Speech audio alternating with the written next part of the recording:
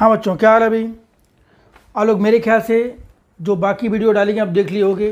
अब देखो फिर यहाँ पे हम करने जा रहे हैं स्टेट्स ऑफ मैटर। इसके देखो मेन जो है ना रिवीजन के लिए कि हमारा अगर चैप्टर को हमें रिवाइज करना 15 मिनट 20 मिनट के अंदर, तो हम रिवाइज कैसे करेंगे।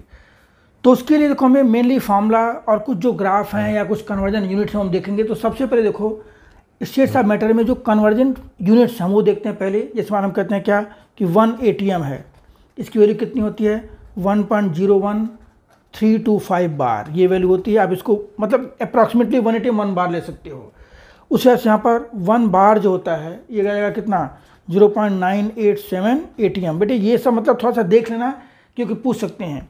1 पास्कल जो होता है ये क्या होता है आपका, ये होता है 1 Nm पर -2, या इसी को हम लिख सकते हैं 1 kg पर मीटर सेकेंड स्क्वायर। फिर देखो उसके बाद यहाँ कर सकते हो 1 बार। 1 बार की जो वैल्यू होती है 10⁵ पास्कल होता है, ठीक है। अब R की जो वैल्यू है, R की जो गैस कांस्टेंट की जो वैल्यू है वो विद यूनिट आप देख लीजिए। यहाँ पर एक ये भी कर सकते हो कि 1 ATM जो है एक दो का फॉर्मूला देखो ये भी याद आ गया। 1 ATM इक्वल क्या आ जाएगा यहाँ पर 76 cm, या यहाँ कर सकते हो 760 mm ऑफ Hg, या ये भी कर सकते हो 760 टॉर। ये हमारा 1 ATM की वैल्यू हो गई। देखो इसका R की जो वैल्यू है, R हमारा क्या है गैस कांस्टेंट है। इसकी वैल्यू क्या होती है देखिए यहाँ पर, इसकी वैल्यू जो होगी हम लिखेंगे यहाँ पर 0.0821 यूनिट क्या लीटर। चलो पहले मैं सारी वैल्यू दे रहा हूँ, उसका फिर आपको मैं उसमें लिख दूंगा क्या नाम है एक यूनिट के फॉर्म में। 0.082 हो गया। एक आएगा आपका देखो जो यूनिट्स है हमारी बेसिकली मेरे ख्याल से 4-5 वैल्यू हैं, तो 1 2 3 4 5 देखो ये है। अब इसमें जो है जो वैल्यू आएगी आपकी किसकी R की 0.082 आती है, एक आता आपका 82.1 आता है, एक आता आपका 8.31 × 10⁻7 आता है, एक वैल्यू आती है 8.314, ठीक है। एक वैल्यू और आती है 8.314, ठीक है। एक वैल्यू आती है आपकी 0.083। देखो इसकी यूनिट अगर हम देखेंगे, यूनिट के फॉर्म में अगर हम आते हैं तो देखो यहाँ पर 0.0821 की यूनिट होती है लीटर ATM पर केल्विन पर मोल, ठीक है। बाकी यहाँ पर क्या हो जाएगा, इसका होता है यूनिट cm³ ATM और आप कह सकते हो पर केल्विन पर मोल, ठीक है। देखो यहाँ जो 8.31 × 10⁻7 की जो वैल्यू है यहाँ देखते हैं इसकी वैल्यू कितनी आती है, अर्ग में आती है, यूनिट अर्ग पर केल्विन पर मोल। और 8.314 आता है जूल। अक्सर हम यही यूज भी करते हैं, जूल थर्मोडायनेमिक्स में या इसमें यही यूज़ करेंगे। थर्मो में और इलेक्ट्रोकेमिस्ट्री में यही यूज़ करते हैं वैसे 99% केस में, जूल पर केल्विन पर मोल। एक होती है 8.314 जो वैल्यू आती है केल्विन पास्कल DM³ पर केल्विन पर मोल। और ये जो वैल्यू आती है यहाँ पर यह बार की टर्म में आती है, बार DM³ पर केल्विन। तो the R some units, some value with unit, R की वैल्यू है ये।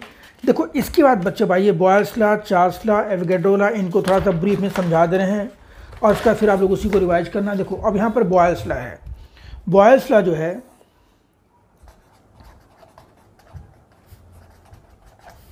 बॉयल्स लॉ में देखो जो ग्राफ बनेगा ये P वर्सेस V हम प्लॉट करते हैं। एक ग्राफ होता है P वर्सेस V, ठीक है। एक ग्राफ होता है आपका P वर्सेस 1/V, और एक हम ग्राफ प्लॉट करते हैं इस टाइप से क्या कि PV वर्सेस यहाँ पर P प्लॉट करते हैं। देखिए P versus V at constant temp, ये सारे के सारे हमारे क्या हैं, they are isotherm, constant temperature पर हैं। बॉयल्स में क्या होता है कांस्टेंट टेम्परेचर ग्राफ हम बोलते हैं आइसोथर्म। और देखो P वर्सेस जो V ग्राफ आता है वो आपका क्या होता है, देखो इनवर्सली प्रोपोर्शनल कुछ इस टाइप से देखो मान लो इस टाइप से सिंपली, ठीक है। देखो अगर हम यहाँ पे मान लो लेते हैं क्या टेम्परेचर T1, ये क्या है T2 और ये क्या है T3, तो हमने क्या किया मान लो प्रेशर को कांस्टेंट कर दिया, तो जो रिलेशन आएगा T1 T2 T3 में, अब ध्यान दो T1 T2 T3 आप यहाँ पे लगाओगे रिलेशन क्या आएगा इसके अंदर, T1 जो होगा, ठीक है, T1 is more then T2 is more then T3, ठीक है। तो ऐसा क्यों भाई, ये हमने मान लो P को कांस्टेंट रख लिया, तो V T रिलेशन देखोगे तो V T रिलेशन कैसे देखोगे, यहाँ पर उस T1 पर V क्या है, ज़्यादा है, because T is V directly proportional to T, तो T1 क्या होगा, यहाँ पर ज़्यादा होगा। अब इसमें अगर ग्राफ प्लॉट करोगे तो ग्राफ देखो आपको कुछ स्टेप से आता है। मान लो हमने यहाँ पे क्या लिया, फॉर एग्जांपल ये लिया T1, ये लिया T2 और ये लिया T3, देखो ये तो आपका रिलेशनशिप इसमें आ गई। अब यहाँ T1 T2 T3 आप लेके चलोगे तो हम यहाँ पर क्या करते हैं, ये जो वैल्यू आएगी ये आपकी क्या होती है इस केस में, उसी टाइप जैसे जो लॉजिक हमने यहाँ पे लगाया था, किसी को कांस्टेंट करके आप देख सकते हो। यहाँ जाएगा आपका क्या, T3 more than T2 more than T1। देखो उसी टाइप से जो ग्राफ आप यहाँ पे प्लॉट करोगे वो ग्राफ उसी टाइप से, अगर PV वर्सेस P का ग्राफ इस टाइप से आएगा। मान हमने यहाँ पे क्या लिया इस टाइप से, T1 T2 और T3, तो इस केस में जो आएगा T3 is more then T2 is more then T1। देखो इस टाइप से, तो हमारे क्या है, ये बॉयल्स लॉ के आइसोथर्म्स हैं, graph between P and V at constant temperature. तो वो चार्ल्स लॉ का जो ग्राफ होता है, अब बॉयल्स में फॉर्मूला आप क्या लगाओगे, बॉयल्स में फॉर्मूला क्या अप्लाई करोगे, देखो यहाँ से PV इक्वल टू क्या होता है, कांस्टेंट यहाँ लिख सकते हैं P1 V1 equal to P2, देखो दिस इज बॉयल्स लॉ, ये बॉयल्स लॉ आ गया ये। अब यहाँ पर चार्ल्स लॉ में बेटे ऐसा है, फॉर्मूला क्या होता है, V1 by T1 equal to V2 by T2, यहाँ क्या कांस्टेंट होता है, प्रेशर, यहाँ पर मिलता है आइसोबार, क्या मिलता है, आइसोबार। बॉयल्स चार्ल्स लॉ में क्या मिलेगा, आइसोबार। तो इसमें V और T में ग्राफ प्लॉट करते हैं। देखो इसमें अगर ग्राफ हम प्लॉट करते हैं फॉर एग्जांपल इस टाइप से, यहाँ क्या लिखा गया, V वर्सेस क्या यहाँ पर T है, तो ग्राफ जो आता है देखो इस टाइप से आएगा। यहाँ पर इसको हम एक्स्ट्रापोलेट कर देंगे यहाँ पर, ठीक है। अगर ये मान लो क्या है P3 है, ये क्या है P2 है और क्या P1 है, तो ये क्लियर है। हम किसी एक को देखो मान लो कांस्टेंट रख देते हैं, फॉर एग्जांपल हमने वॉल्यूम को कांस्टेंट रख दिया, तो देखो यहाँ पे क्या रिलेशन आएगा P और T में, देखो P और T में होता है डायरेक्टली प्रोपोर्शनल का ग्राफ होता है। इसका मतलब क्या कि P1 is more then P2 is more then P3, और यहाँ पर जो फॉर्मूला अप्लाई करोगे V1 by T1 equal to V2 by T2, तो P1 V1 equal to P2, देखो इस सब का कंक्लूजन फिर बाद में हो जाएगा कि P1 V1 equal to P2 V2 for Boyle's law, V1 by T1 equal to V2 by T2 for क्या जाएगा, इस केस में आएगा ये चार्ल्स लॉ क्या आएगा। अब एक है आपका गेलुसेक लॉ, देखो गेलुसेक लॉ क्या भाई, यहाँ पर है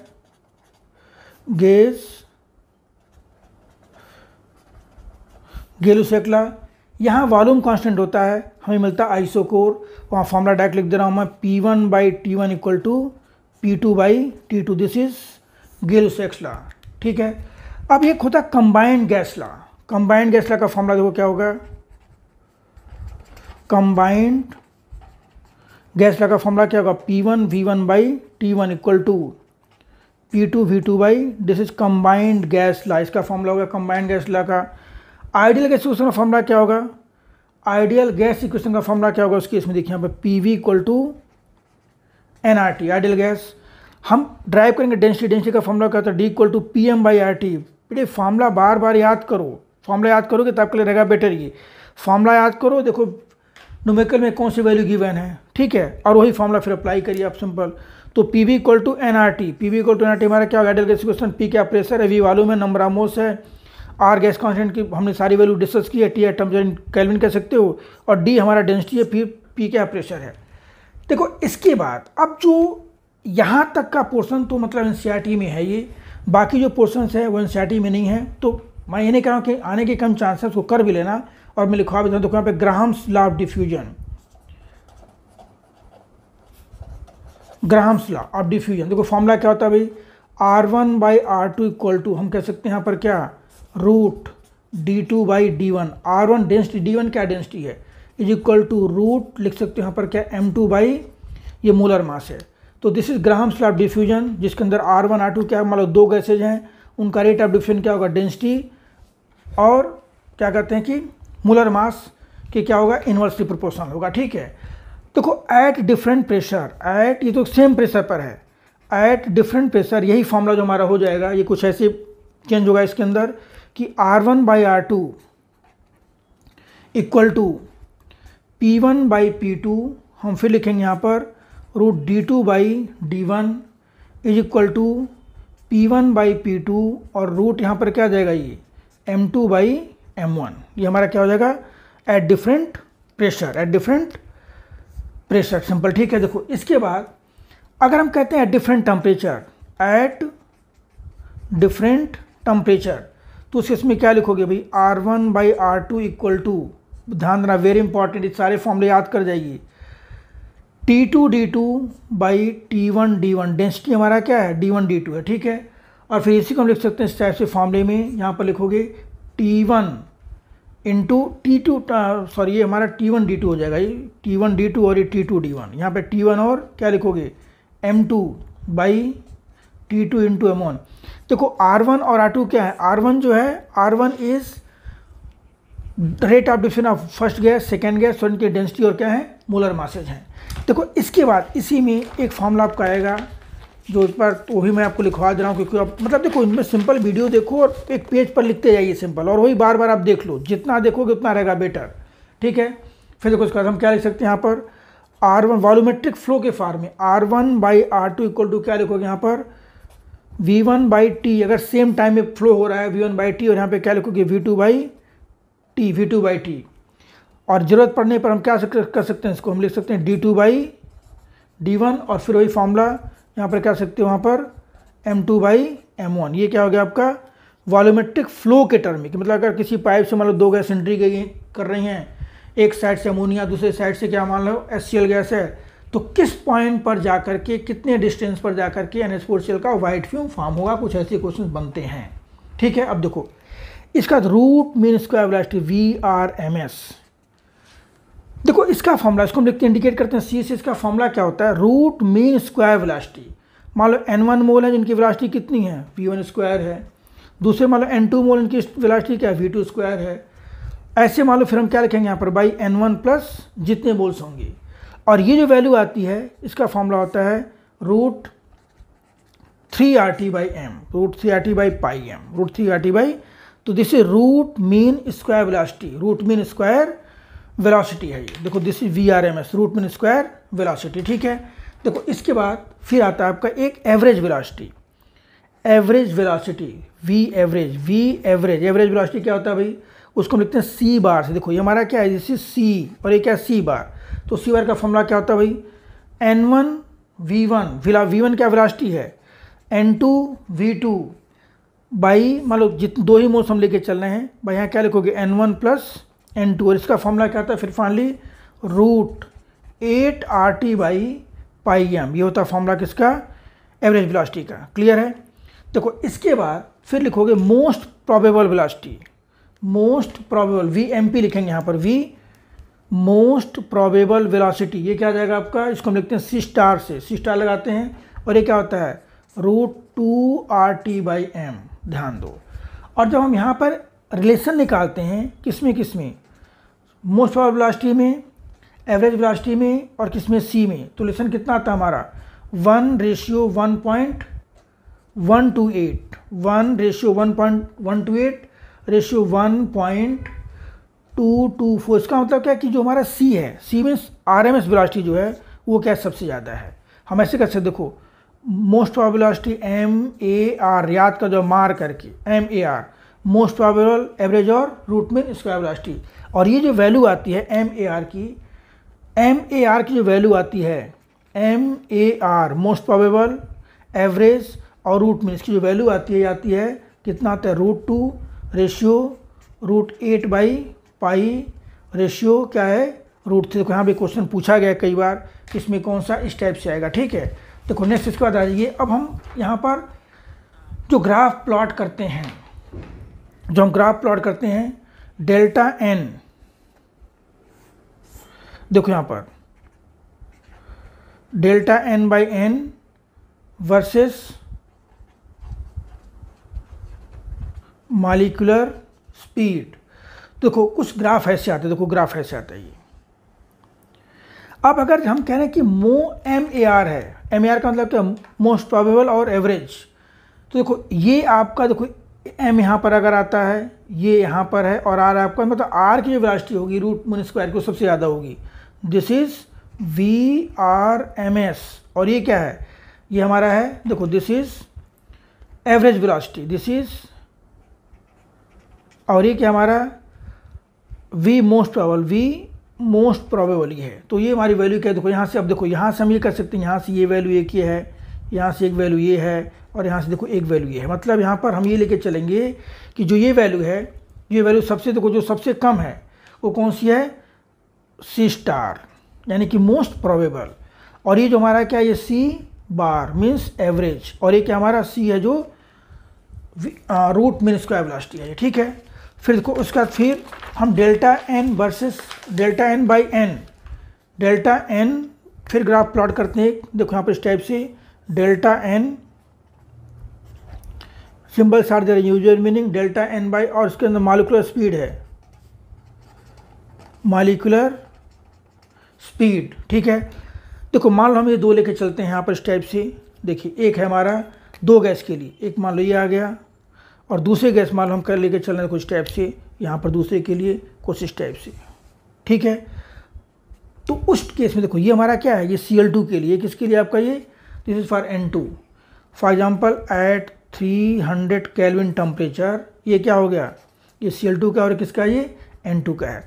तो देखो Cl2 और N2 का इसका मतलब क्या, अगर मॉलिक्यूलर मास बड़ा होगा उसकी स्पीड क्या होगी, कम होगी। तो Cl2 देखो पहले है, और यहाँ पर बाद में क्या होगा, N2 आएगा।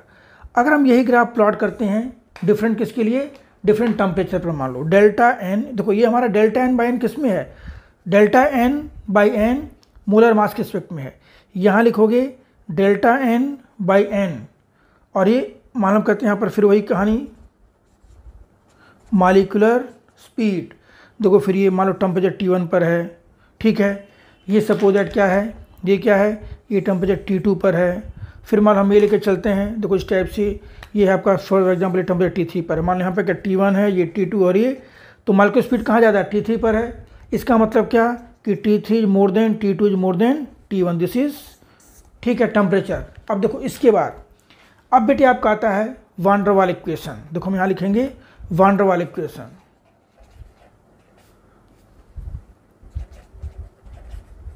वान डर वाल्स इक्वेशन।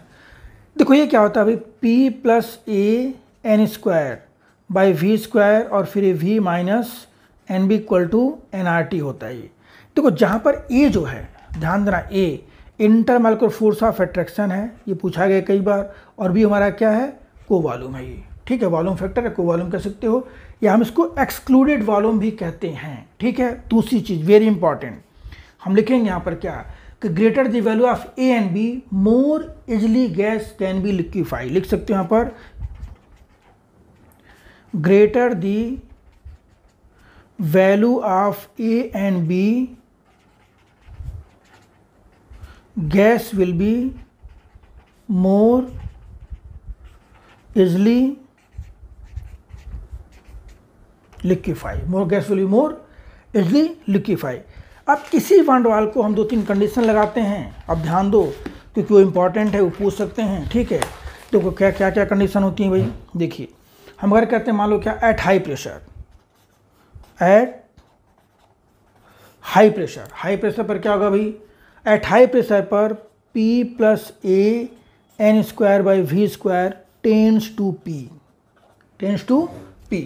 तो अगर P हो जाएगा इक्वेशन क्या लगोगे, P और V minus N B equal to क्या हो जाएगा, NRT। इसका मतलब क्या बेटे कि PV minus PNB equal to NRT, ठीक है।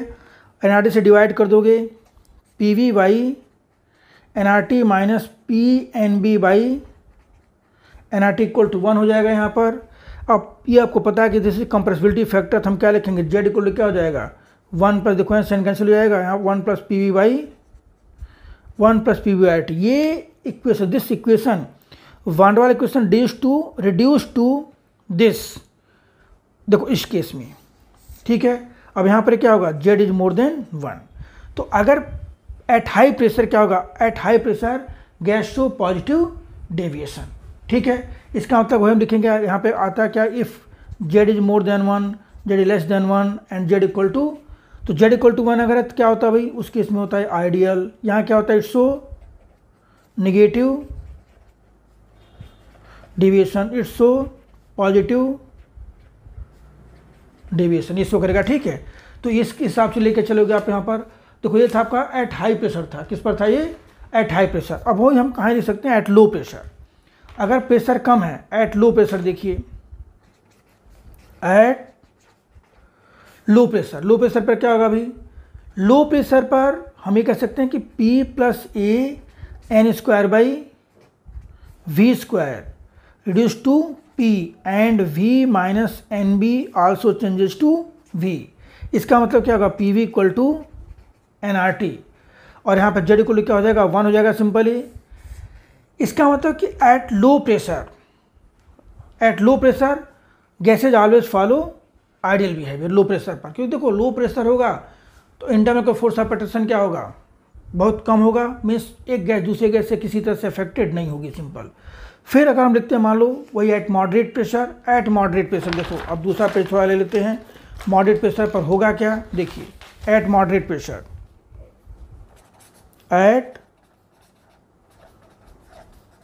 एट मॉडरेट प्रेशर पर क्या होगा भाई, वॉल्यूम क्या होगा उस केस में, घटेगा, तो A/V स्क्वायर क्या होगा, बढ़ेगा उस केस में।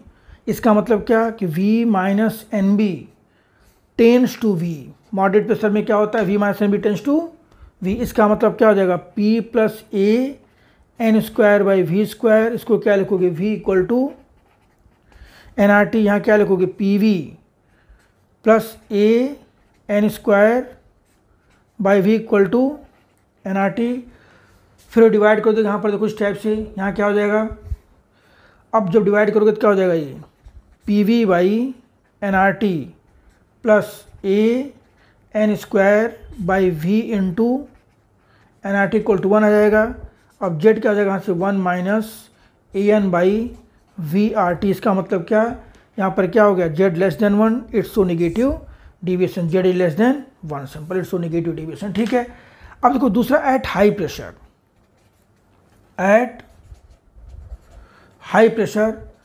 P + A n square by V square. At high temperature pressure तो हम डिस्कस कर लिया था।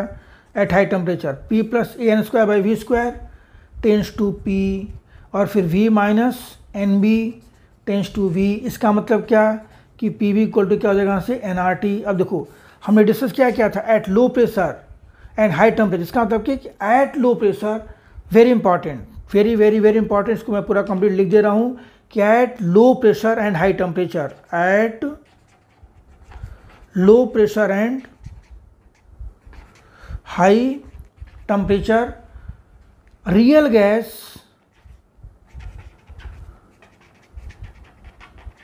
Behaves as ideal gas. This is important concept, ठीक है, पूछा सकता है। अब देखो hydrogen and helium always show positive deviation, hydrogen and helium always show positive deviation. देखो हाइड्रोजन एंड, यहाँ लिख सकते हो, हाँ क्या, हाइड्रोजन एंड हीलियम हल्की गैस होती हैं, hydrogen and helium always show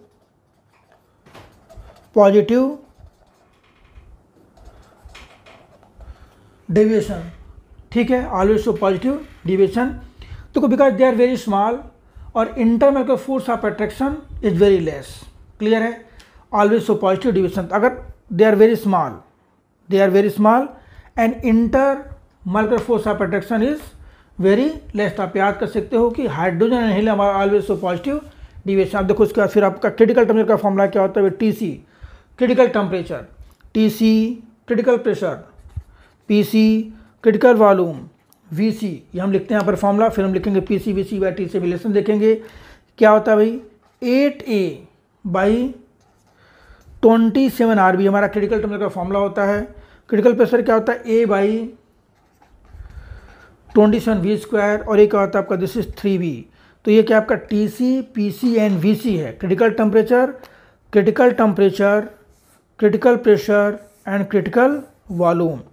और TC PC और VC में जो रिलेशन होता है, हम कह सकते हैं यहाँ पर कि PC VC = 3/8 RTC। देखो ये फॉर्मूला रिलेशन होता है PC VC एंड TC में, ठीक है, क्लियर।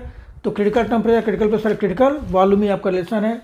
एक देखो यहाँ पर हम लिखते हैं यहाँ पर बॉयल्स टेम्परेचर, TB हमारा क्या, TB is Boyle's temperature. TB को लिए क्या होता है, A/RB। T B equal to A by R B Boyle's temperature. देखो हमने डिस्कस किया था, ये हमारा क्या बॉयल्स टेम्परेचर है, ये हमारा इन्वर्जन टेम्परेचर है T I, 2a by R B होता है। और फिर बॉयल्स टेम्परेचर और टी सी में रिलेशन होता है कि T B equal to 2/3 T C. देखो ये आपको सिंपल एक पेज बनाओ, उस पर लिख करके रट्टा मारिए। फिर कुछ का क्लैसेस क्लैपरेन इक्वेशन होता है, लॉग हम कह सकते हैं यहाँ पर P2/P1 equal to delta H vaporisation by 2.303 into R और 1/2 - 1/T2। ये हमारा क्लैसेस क्लैपरेन इक्वेशन है। हम इसी में देखो जैसे just parallel to Arrhenius equation हम ग्राफ यहाँ प्लॉट करते हैं, लॉग P वर्सेस 1/T। तो ये आता है slope, this is slope of this graph, ठीक है, स्लोप आ जाता है। ये कुछ गैसेज हैं जिनका हमें क्रिटिकल टेम्परेचर दिया हुआ है और ये आपको याद ही करना, क्योंकि कहीं न कहीं चाहे यहाँ पर चाहे सरफेस में कहीं न कहीं आपको हो सकता है टीसी का यूज़ करना पड़ेगा क्रिटिकल टेम्परेचर का। तो देखो O2, N2, H2 और हीलियम, ये है 154.3, 126, 33.2 और 5.3। ये कुछ गैसेज हैं, मोलर मास के बेसिस पर इनका हम लिखते हैं क्या नाम है लिक्विफिकेशन का पावर, ऑर्डर ऑफ लिक्विफिकेशन। लेकिन अमोनिया में और H2O में थोड़ा सा ऑर्डर जो CO2 से ज़्यादा होता है, it is due to H bonding. And this is average kinetic energy, formula क्या 3/2 RT। और this is total kinetic energy, इसका फॉर्मूला होता है 3/2 nRT। देखो ये बेटे, ये आपको करना क्या है, एक पेज लो, सारे फॉर्मूले लिख जाओ, और बाकी कोई डाउट हो तो आप फ़ोन करके पूछ सकते हो, उसमें कोई दिक्कत है चाहे मैसेज कर सकते हो। लेकिन हाँ, सब्सक्राइब जरूर करके, फिर आने वाले टाइम में ऐसी वीडियो आपको और मिलेंगी, ठीक है। चलिए, ऑल द बेस्ट।